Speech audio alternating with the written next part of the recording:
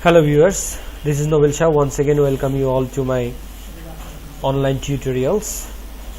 Today I am going to discuss about Active Directory sites. How to configure Active Directory sites I will show you, and how to configure subnets, and how to create site links, also how to create site link bridges.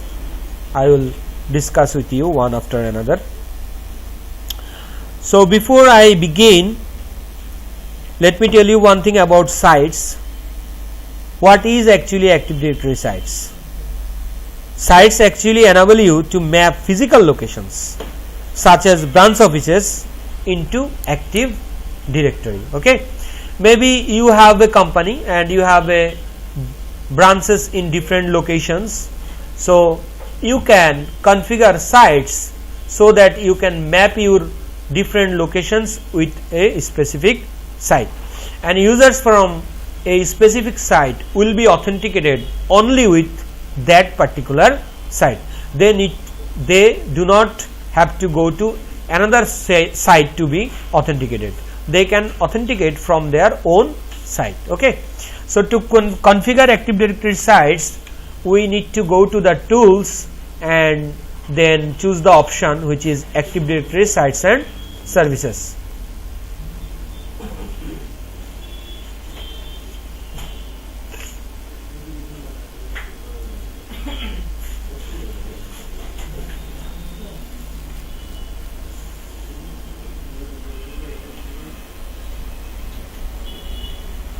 Once the Active Directory sites and services window comes, you can expand the sites option and you will get some options here: subnet, inter-site transports, and then default first site name.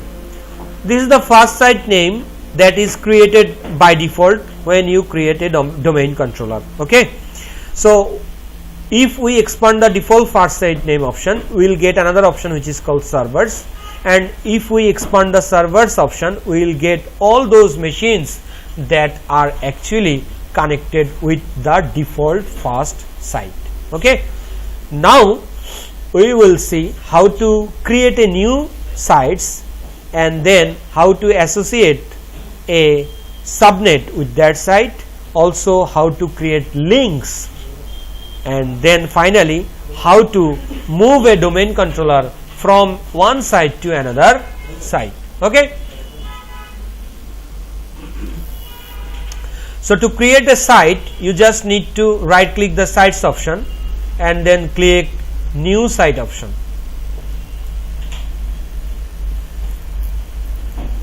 Once the new object site window come, just specify the name of the site. Okay, for example, let me specify a name like MEL hyphen site, mail site. Okay, assume you have a location which is Melbourne. You have a branch office over there, and all the users from Melbourne will be authenticated with this particular site. Okay, so we have specified a name which is mail site, and then you need to click the default first site link. Look, here is a message called select a site link object for this site. Site link objects are located in the site's inter-site transport container. Okay, so because we do not have any default any previous link created, so we need to specify the default site link and then click the OK option. The first time when you create a site, you will get this message that mail site has been created. To finish configuration of mail site, ensure that mail site is linked to other sites with site links as appropriate. Add subnets for mail site to the subnets container. Install one or more domain controllers in mail site or move existing DCs into the site. Okay, you will not see this message again until the next time you start Active Directory sites and services. Okay, fine. So our first site, which is mail site, is created. Okay,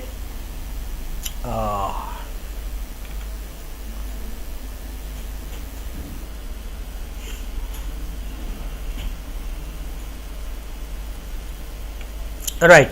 So let me create some other sites sites, right click and then new site, and then say SYD hyphen site and use the default option and then click OK. Okay, click another site like new site ADL hyphen site, use the default site link option and click OK. Right, click another site name new site DHK hyphen site, click the default site link and then click OK. So we have created 4 different sites. Okay, now we need to specify the subnets for the sites. Okay, so click the subnets option and right click on it and click new subnet. Once the new subject window comes, specify the subnet ID along with the CIDR value. Okay, so for example 10.0.0.0, this is a class A subnet and then CIDR 8. Okay, and then let me associate with it DSK site. Okay, so I have specified a subnet ID and this subnet will be associated with DSK site and then click OK. So this is how you can specify all the subnets with your sites. Okay, click another new subnet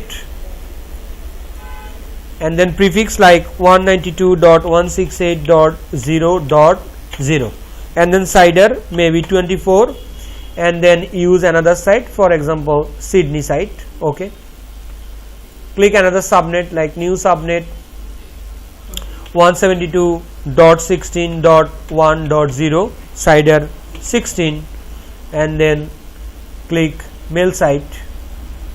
Okay, it will be 0.0 not 1 actually 0.0, then mail site and then click OK. Right, click another subnet new subnet. Okay, 3 is enough. Let me go with this. So I have created 3 subnets and associated with the sites.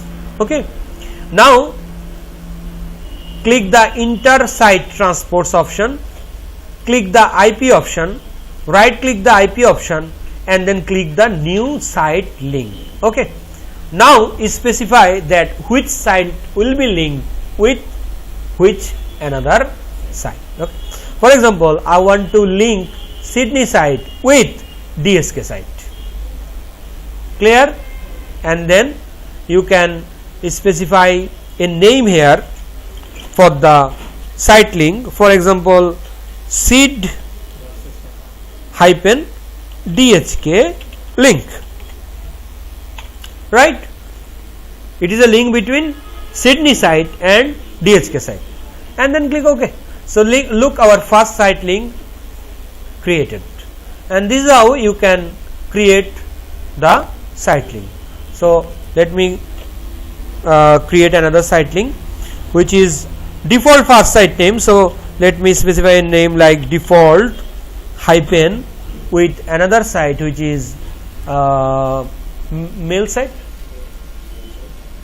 and default first site name. Okay, and then click OK. So we have created 2 different site name and we name it default and mail. Right,